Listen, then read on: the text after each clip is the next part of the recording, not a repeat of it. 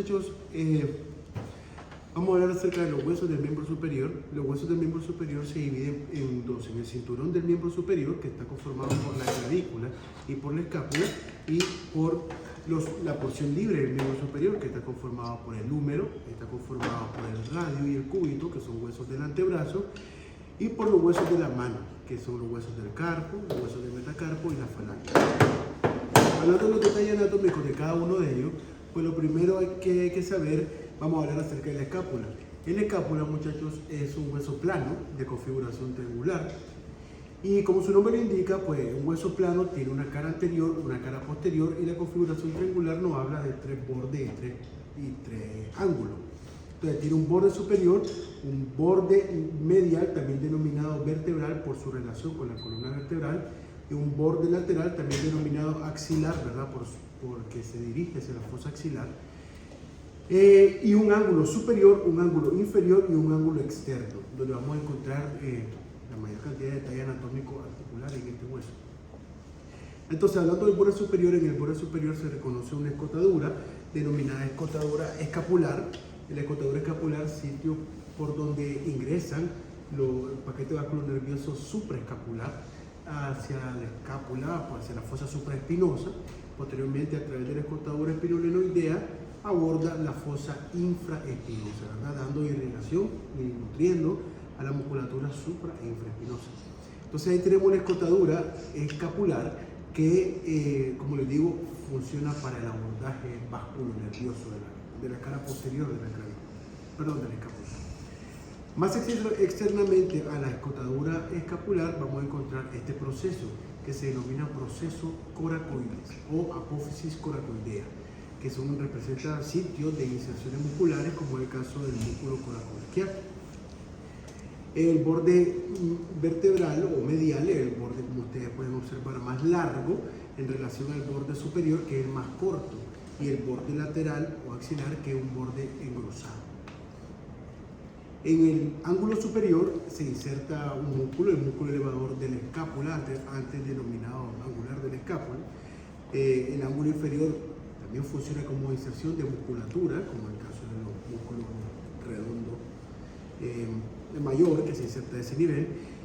Y la cara anterior de este hueso tiene una fosa denominada fosa subescapular, sitio que es ocupado un 100% por el músculo homónimo, por el músculo del mismo nombre, que es el músculo subescapular.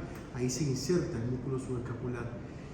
En el caso de la cara posterior está dividida por la espina de la escápula en una fosa superior menor denominada fosa supraespinosa y en una fosa inferior mayor denominada fosa supraespinosa, que también está ocupada por los músculos supra e infraespinosos correspondientes, ¿no? Toda esta musculatura, el músculo subescapular, supraespinoso y infraespinoso, forma parte de la musculatura del manguito rotador del hombro, de la que vamos a estar hablando más adelante. Ok, entonces en la espina de la escápula, muchachos, se reconoce un labio superior de la espina, un labio inferior de la espina, un tubérculo de la espina y una proyección lateral denominada acromión. El acromión, muchachos, se articula, ahí tiene una superficie articular, la cual funciona para articulación con el extremo acromial de la clavícula. Entonces tiene articulación a ese nivel, ¿verdad? El ángulo externo vamos a presentar una superficie articular denominada cavidad glenoidea. En la cavidad glenoidea se articula la cabeza del húmero, formando la articulación glenohumeral, que es la articulación del hombro. Hacia arriba de la cavidad glenoidea, muchachos, vamos a encontrar un tubérculo que se denomina tubérculo supralenoideo. E inferiormente, el tubérculo infralenoideo. Por ejemplo, son tubérculos que actúan o funcionan para inserciones musculares.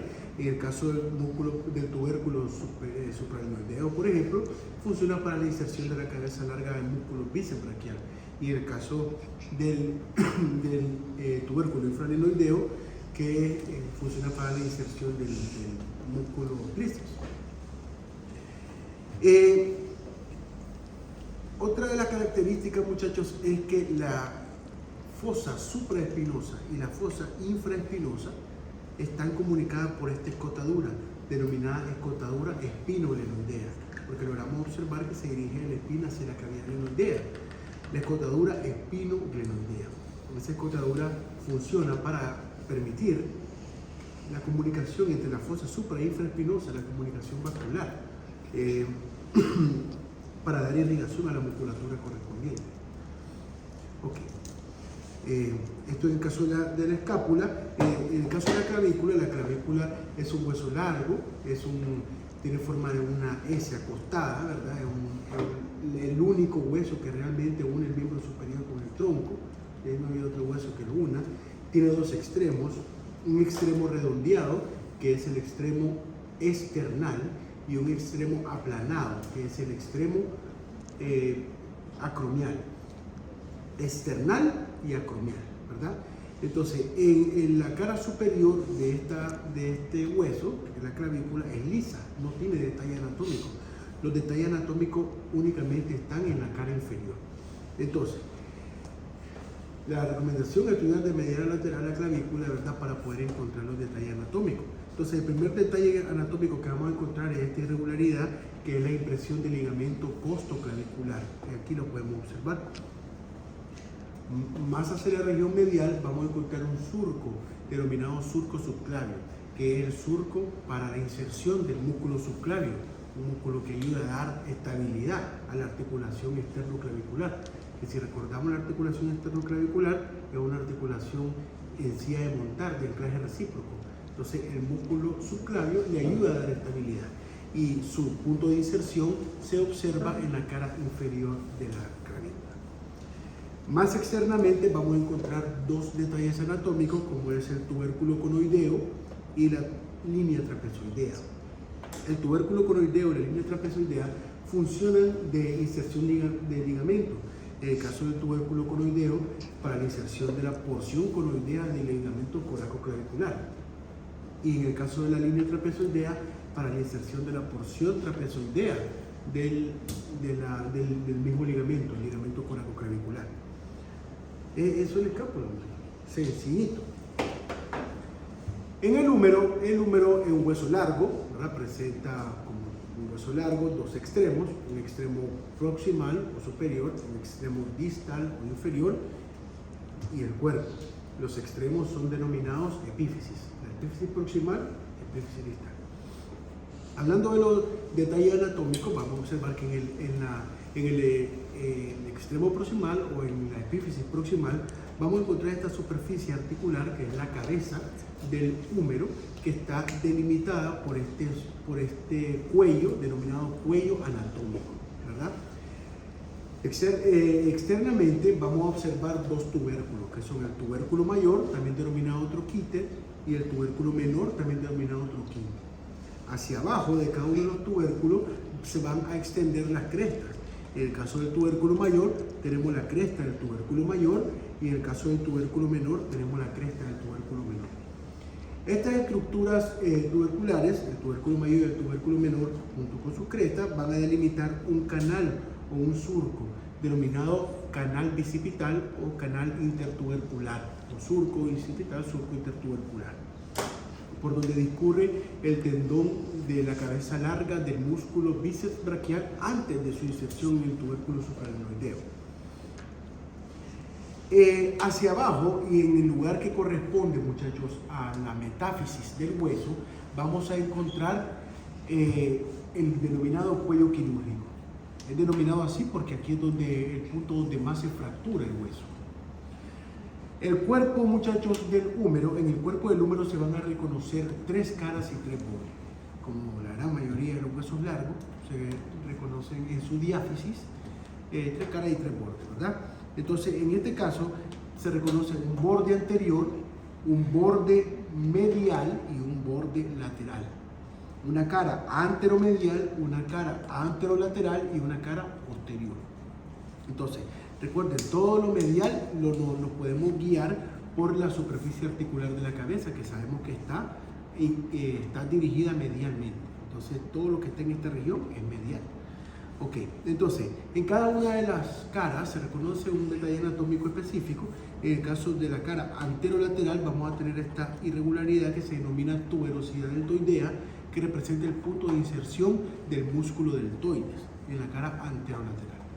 En la cara posterior vamos a tener este surco, que es el surco del nervio radial, surco espiral también denominado, surco del nervio radial, que no es más que la impresión del nervio radial, que es un ramo nervioso del plexo braquial.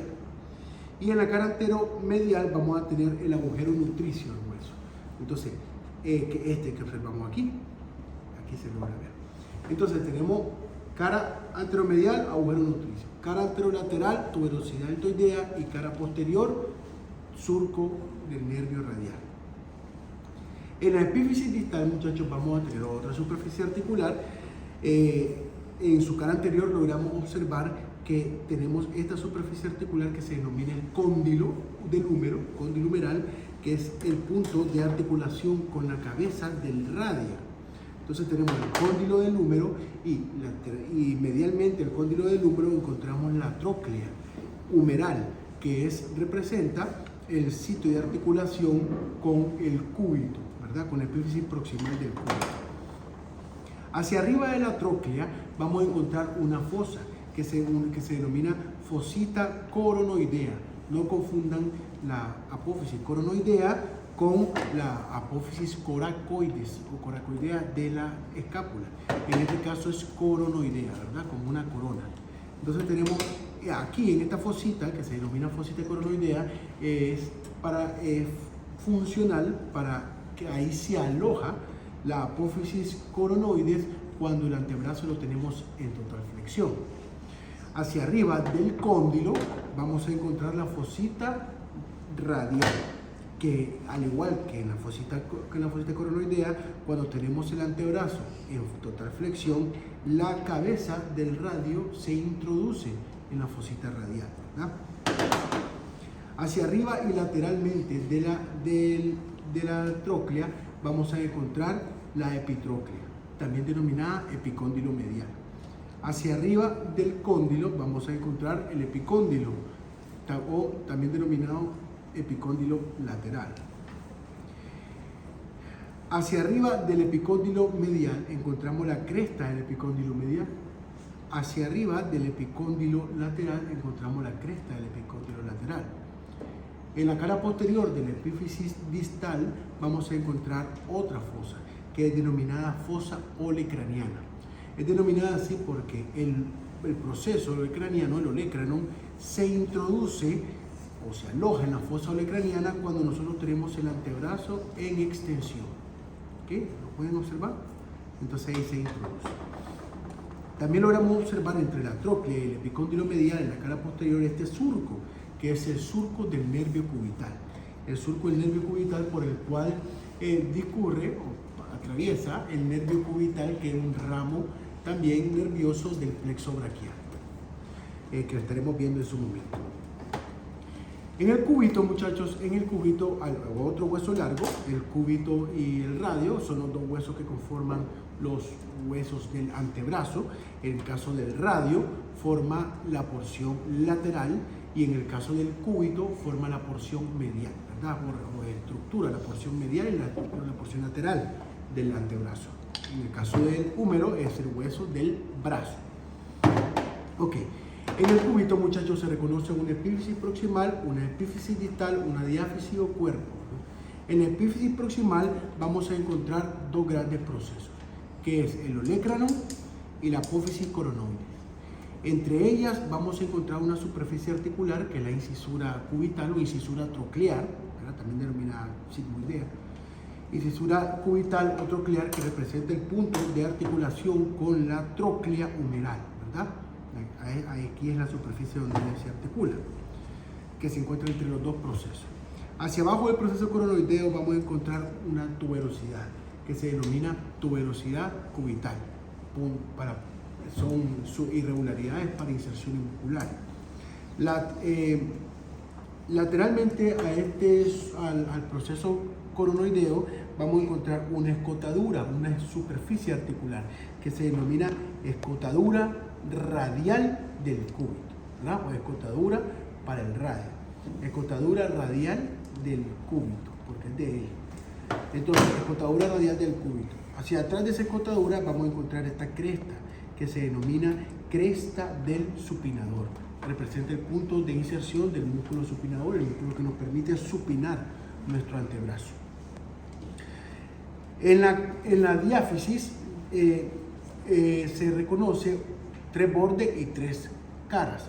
Un borde anterior, un borde posterior. En el caso del cúbito, quería decirle eso, en el caso del cúbito, que representa el hueso medial del antebrazo, entonces él se reconoce una cara anterior, una cara posterior, una cara medial y 3 bordes, un borde anterior, un borde posterior y un borde lateral, que es también denominado borde interóseo. El borde lateral del cúbito es el borde interóseo,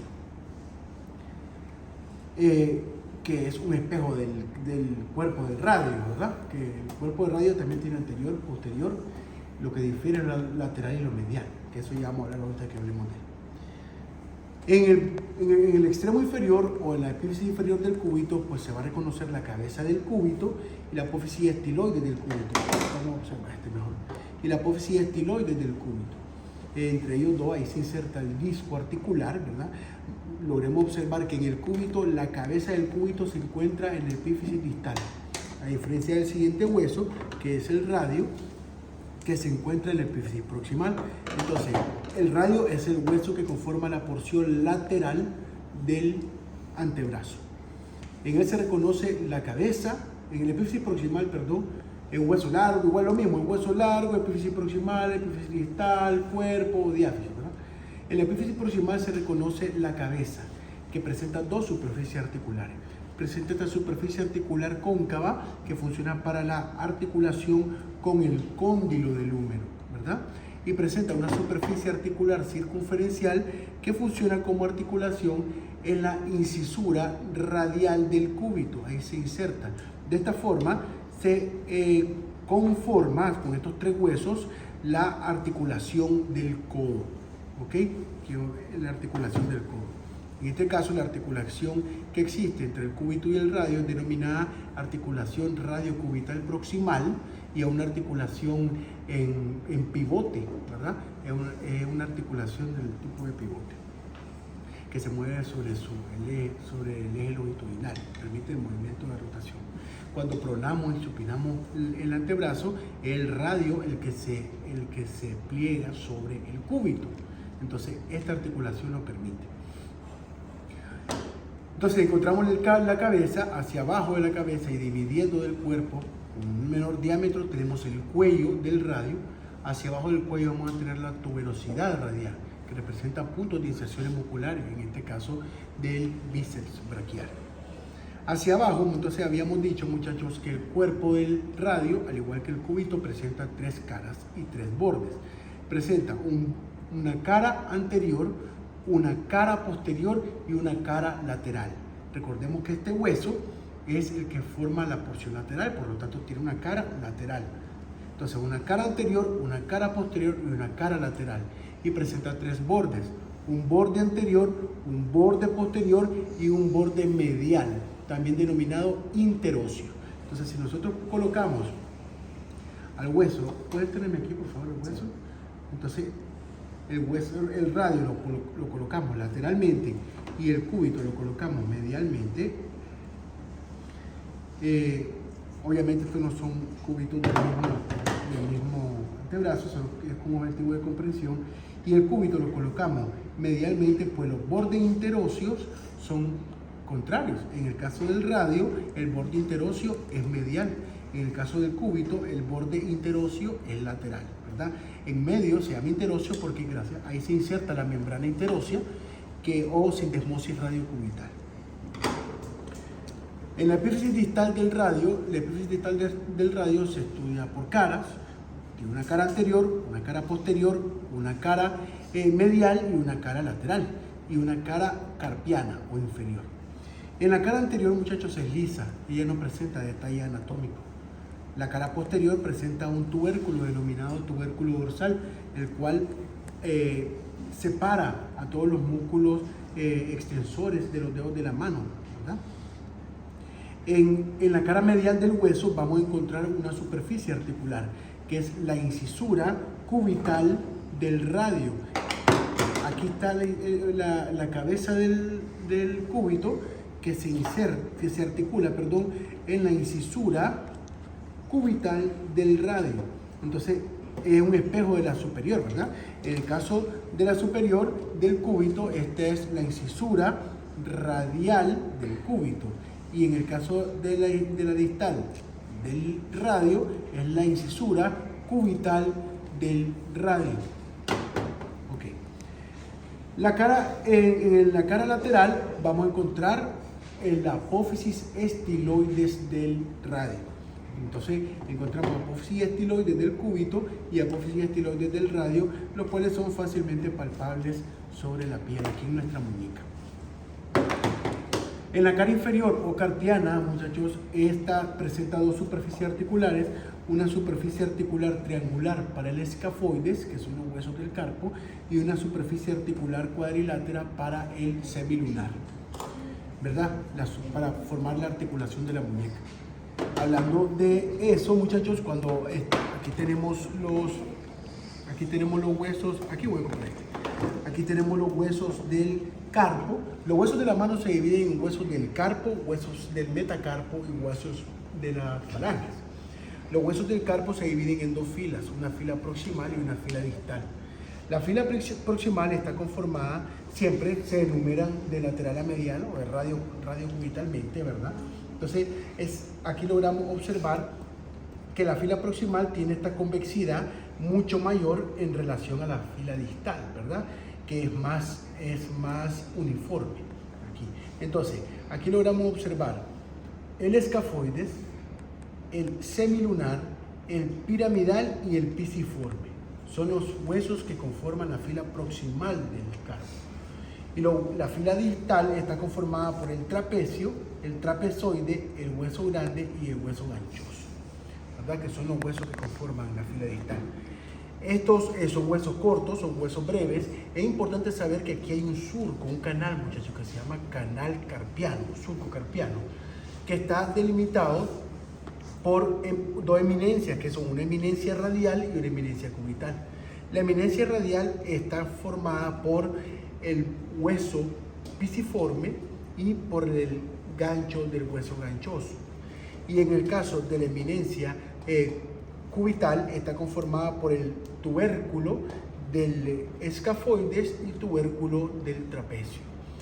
Este surco tiene su principal función, pues que él, después de que los músculos flexores superficiales y profundos de los dedos de la mano pasan el retináculo de los flexores, se introducen a este canal carpiano en conjunto con el nervio mediano, que es otro de los nervios que forma parte de los ramos terminales del plexo braquial. Y entonces aquí se da una patología frecuente que se llama síndrome del túnel del carpo, que es una patología muy frecuente, que es por compresión del nervio mediano. Es un problema compartimental y que verán en su momento, ¿verdad? Ok, y aquí tenemos, muchachos, los huesos del metacarpo, que los huesos del metacarpo se enumeran al igual que todas las estructuras de la mano, de lateral a medial, es decir, de radio cubitalmente.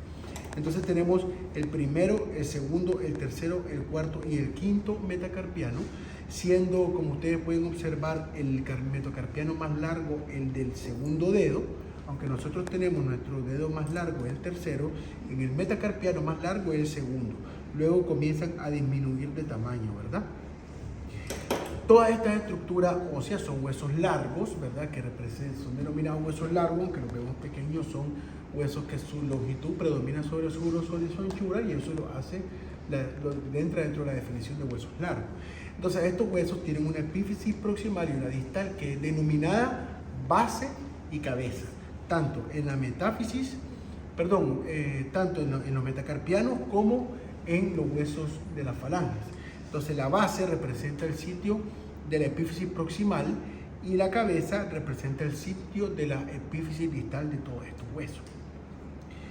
Es importante saber que todas estas estructuras óseas, en el caso en especial de los falanges de los dedos, presentan superficies articulares tipo trocleares, son trócleas. Entonces que permiten solamente movimientos de flexión y extensión, es decir, se mueven únicamente sobre su eje transversal. Entonces, la falange del primer dedo solamente tienen una falange proximal y una falange distal. Y las de los demás dedos tienen una falange proximal, una falange medial y una falange distal. La epífisis distal o la cabeza de la falange distal es libre, no tiene punto de articulación. Sin embargo, en ella vamos a reconocer una tuberosidad que se denomina tuberosidad unguial, que es el sitio donde descansa la uña. Y eso es todo, muchachos, lo que les voy a valorar. Facilito.